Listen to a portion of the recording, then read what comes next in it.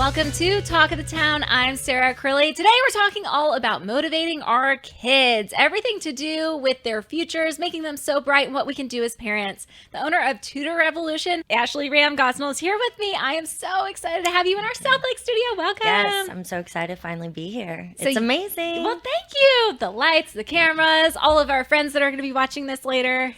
What an honor to interview you, Ashley. Yes. Oh, what an honor to be interviewed by you. I love it. Thank you. You are such a staple in our community. We have so much to unpack of what's going on and what you're into these days. But let's start with your story, Ashley. You are an entrepreneur.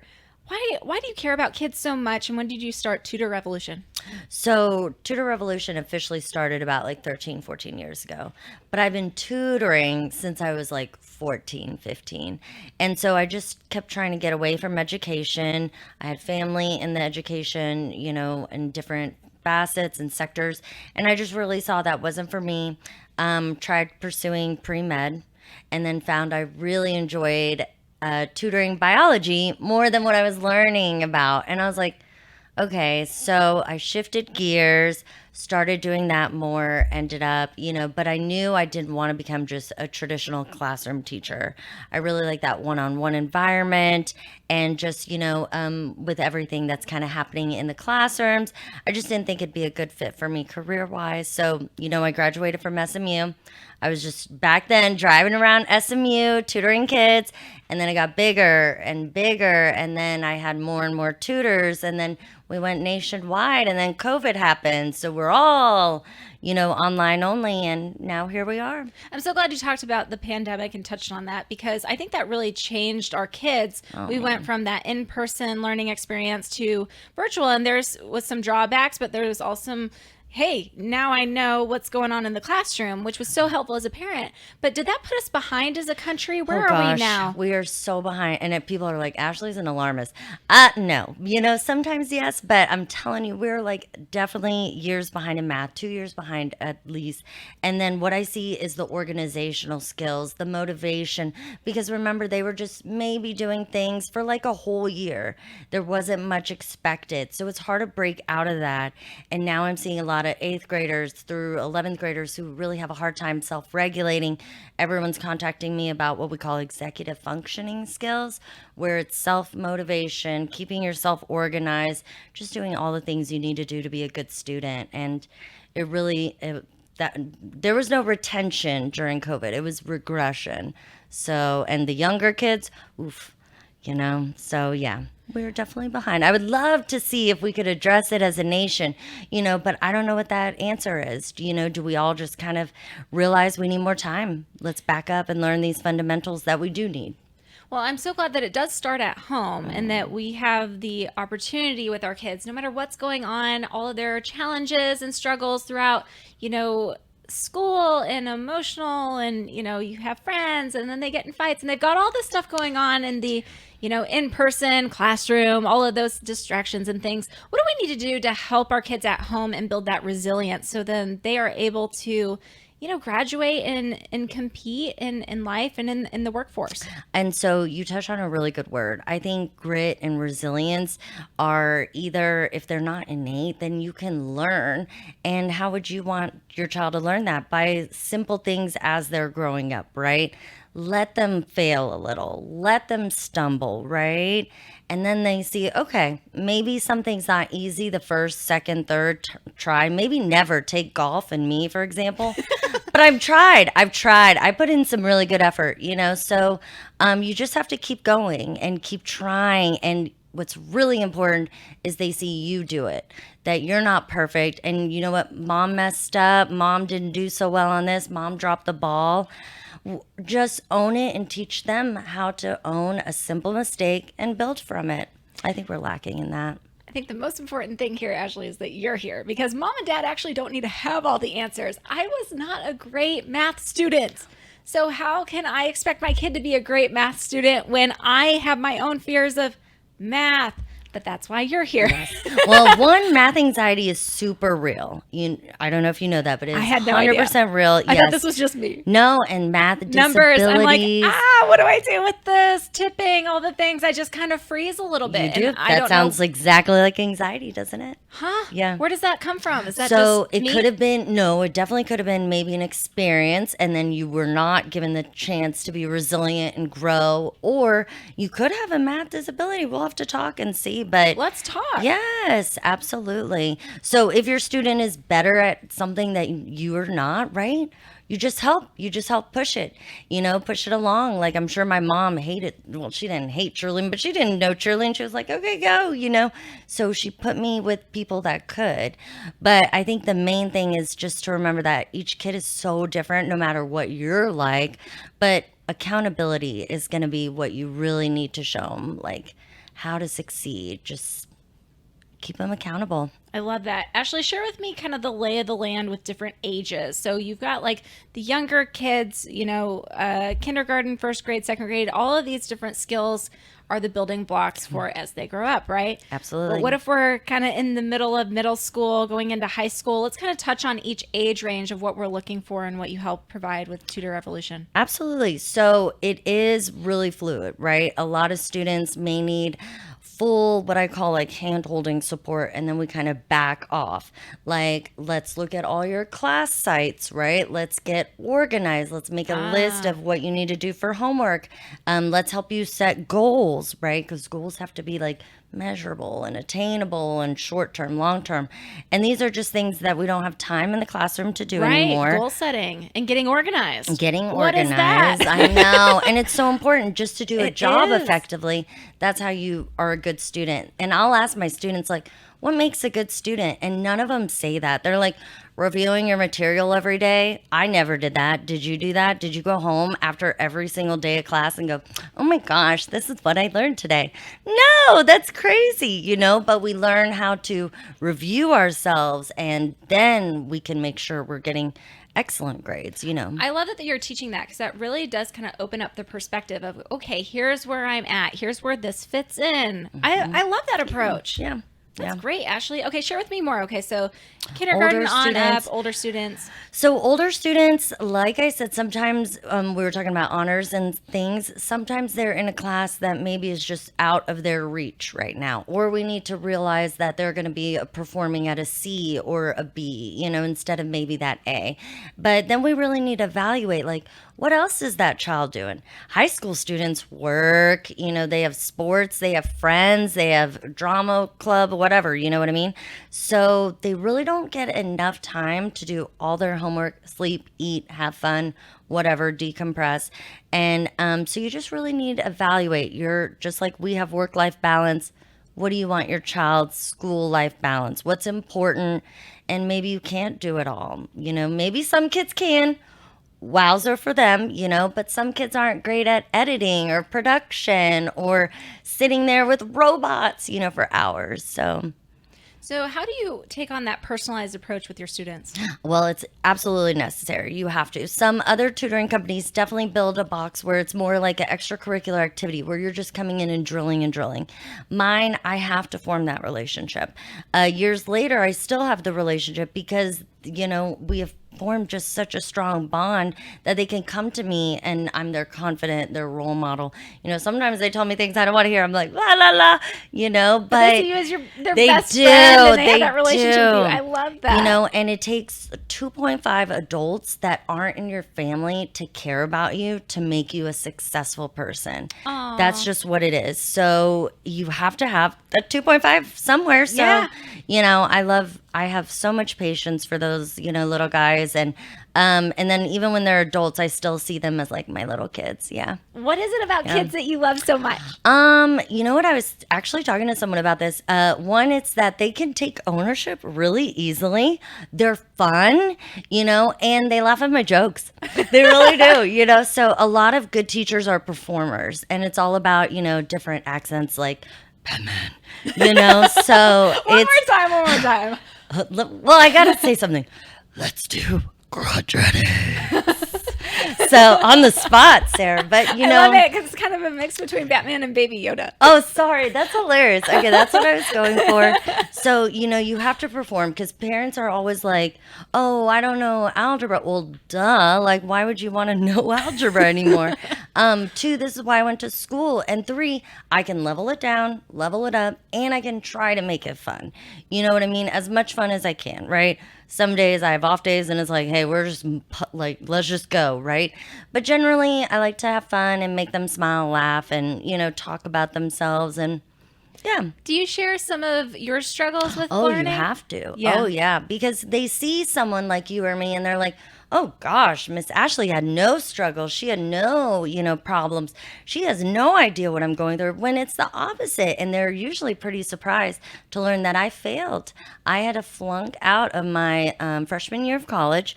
I went to a Northeast school. I was in honors college. I was a cheerleader and I was high achieving in a small town, Texas. And I didn't know how to study. And we're opening books and I'm like, Plato, who? Socrates, what? Like, y'all, and I'm sitting there and I was just getting more and more and more depressed. And I was like, I'm so dumb. I cannot do any of this. And by March, I was calling my parents and said, hey, I haven't been to class in a month and a half. We need to reassess. Wow, thank you for sharing that. Was there some pivotal people along your way as a student in the younger years that really helped shape you and your perspective of learning to get you to the point of, okay, I do want to go to college. Here's what I want to do. And then, of course, once you get there, that's a whole other ballgame, right? Because now you're on your own. But let's go back to kind of those times of going through grade school and high school of some of those instrumental people that were in your life. Absolutely. So not going to college was never an option.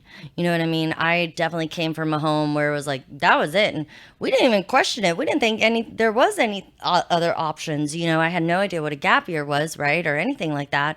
Or finding yourself. Yeah, no, it was going to go to college always. So to me, that wasn't, I think I really struggled with, I'm trying to think. So what happened to me in 8th grade, I saw it was a competition. I was like, oh, someone's going to get like first place student. Okay.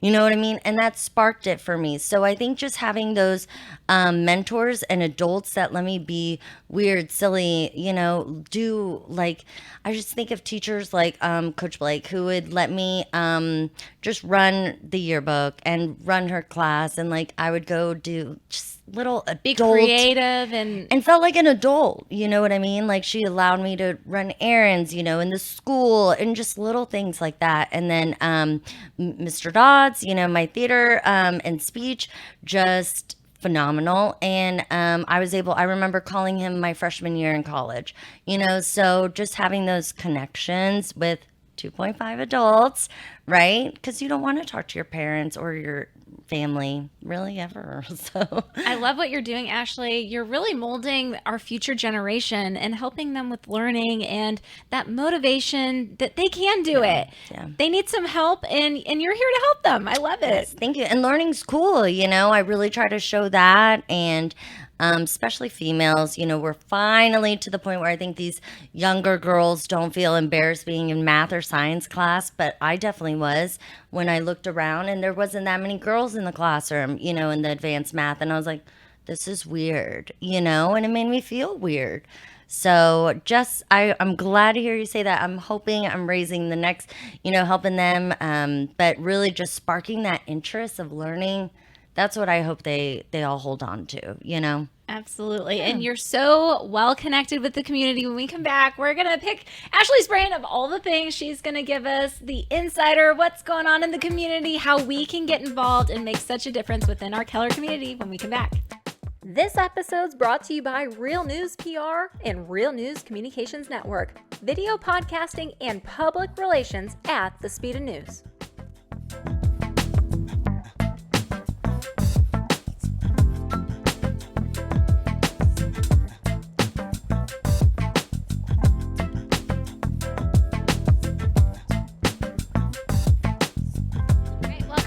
So Ashley Ram Gosnell knows everybody. I got to meet her within the Keller Chamber networking groups, and she is just everywhere. You're so well connected within our community, and I love that. Everybody knows Ashley. Ashley knows everybody.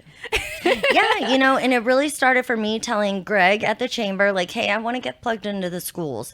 That's why I moved to Keller. It's a phenomenal program. We have KCAL, we have KCA, just so many great things that drew an educator to that district. So I wanted to make sure I was jumping in, giving everything I could.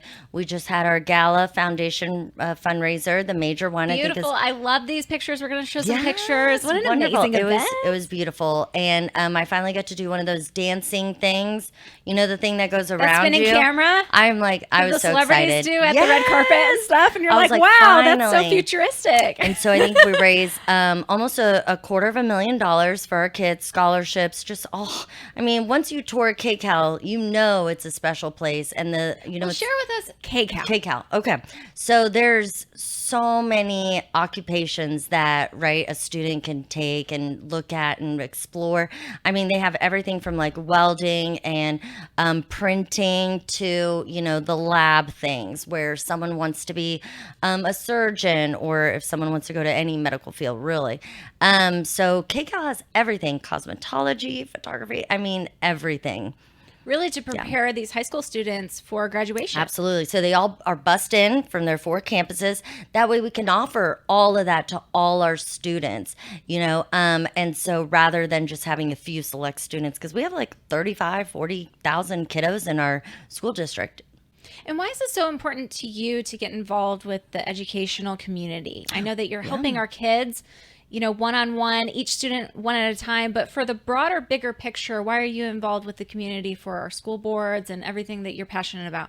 Well, I think we all should give back somehow, okay? And I think it's easiest when you find your passion and you know what you can help with. For example, I read scholarship, things, because I can skim through that. I know what this is, this, right? I mentor at a local school, things that I really want to do. So whether it's, helping your elderly or some other portion of the community that you're passionate about, I just think that's super important. And it's not for everybody to give back, as much, but if you could do 1 or 2 things, at your kid's school, they just need so much help. And there's so many ways that we can get involved, right? What are some of those ways within the school districts that I, as a Keller ISD parent, don't even know about? I just need to open my eyes and look around and attend some stuff. I would say one, for a parent, attend a PTA. Okay. Because then you can get plugged right in. And trust me, those ladies and men, are always looking for people to help. And if you want to run a committee, you can. If you just want to email from your house, you can. So I would say that's step 1. And PTA, that's parent teacher. Yes, Alliance, I believe so. Association? Either or. So it's where the parents and the teachers come together? Yeah, but really it's more, what do the parents want to do for the schools? So take Brianna Scally, right? She coordinates these amazing events. She gets sponsorships like Muffins with Mom or whatever, you know what I mean? So just to promote that, really that close-knit community, because take her school, for example, that's a Title I school. In Keller, people forget that Keller ISD is not just Keller, right? It's like Fort Worth, Watauga, right? So we have a lot of lower income students, that are disadvantaged and need our assistance. And those discrepancies are so vast at schools like Keller. Timber Creek High School, you can really see. So remember the prom store that we got and we did? Because again, people don't think Keller really needs anything, but what we found is there's a lot of girls who need prom dresses, either because there's no monetary funds set aside for that, or they're homeless, and that's just completely out of the question. So that was amazing. And you saw, I think we gathered, I'm waiting on the final count from Amanda, the CEO of the KEF Foundation, because I was like, I am not counting this. But it was a lot. It was like 150 dresses, 30 shoes, like 50 purses, amazing. 100 pieces of jewelry. Yeah. Something that really touched my heart, and I saw you active, like boots on the ground, was the backpack drive. Yeah. And really starting off our students on the right foot for school. There's kids that don't have the opportunity to have a backpack. Funds are really tight. And just think about sending a kid to school without having a backpack. That's amazing that the Keller Chamber and everybody else involved and you were involved to be able to, Yes. give those kids with not just a backpack, but school supplies Yep. and things to make sure that they don't have to worry on that first day of school if they're prepared. Right? And they look good and they don't feel less than, and it's shiny and new and not So torn. many services too. There's all Yes. these different companies there to help, and Right? I Health love that. ones. And just the energy in the room, and these kids and parents were just so thankful, hugging, crying. I mean, thank you so much, and that really touched my heart, and I was able to see that firsthand. Ashley, you're so passionate, and thank you so much for the words of encouragement today. All right, we're going to post all of her links in the description below. You need to get a hold of Ashley Ram Gosnell, whether that's getting plugged into the community. She really is the one that is the insider that knows everything. The heartbeat of the community, I would say, is That's Ashley. really sweet, Sarah. Thank And you. you're taking care of our kids, and thank you. I can't wait to make my appointment with you for myself to figure Yeah. out what's going on with me and the math anxiety. Yeah, we'll and my figure son it as out. well, and someday my daughter. I think that it's a proactive approach. So whether they're struggling or they're doing great, there's always room for improvement, and you're the one that we need to see. Yeah, because I think people always think like remediation, that's when you need tutoring. I have students that we accelerate them. We skip grades, because maybe you're not strong in math, but maybe you are super gifted in science or English. You know what I mean? And let's pursue that. So yeah, tutoring, we got to change the narrative, not just for, remediation, but it's really just to help you empower in whichever way you want to go. It's not tutoring. I No, know. doom and gloom. It's, hey, I'm going to make myself even better today. Yes. And do you offer that kind of, I guess, open book, I guess, so to speak? Like I can attend a session and watch what Caleb's doing and learning? Oh yeah, and it's all online. So I'm still a cool mom. Yeah, Okay? you're there, right? So, and what I have found is they are so different in front of their parents. You know what I mean? And they're like looking, and then all of a sudden they're like, I don't know what a prime number is. So it's like, all right, mom and dad. But no, you Go could grab totally. some coffee. I got Yes, this. Okay, yes. I'm in it, so I can go have a little. Mommy needs a little bit of a Yes, break. exactly. And like I said, you didn't go to school to be an educator. No. You don't like it. You're not passionate about it. Man, during the pandemic, if there was ever a time where I was like, homeschool is not cut out for this one right here. Right? I think a lot of people saw, it is not, It's hard. It's hard. And you really do need to have an educational background to be able to keep up with all of the tips and tricks that we have and the individualized learning and approach. And that's You do. exactly what you guys do with do. Tutor Revolution. So Yes. thank you so much, Ashley. Yes. All right, guys, we'll have Ashley back. So go check her out online. We're going to post all the social media handles. She's everywhere. All right, we'll see you guys next time on Talk of the Town.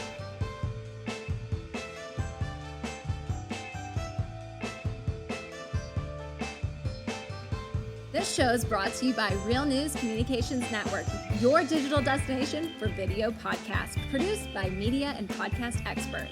Podcasting at the speed of news, powered by Real News PR. Visit realnewscn.com for our podcast show library and launchashow.com to do just that, launch a show.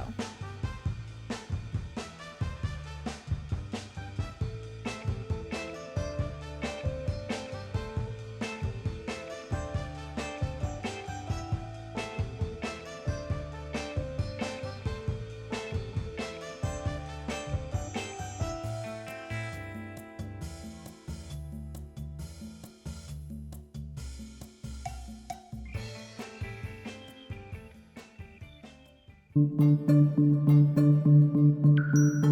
you.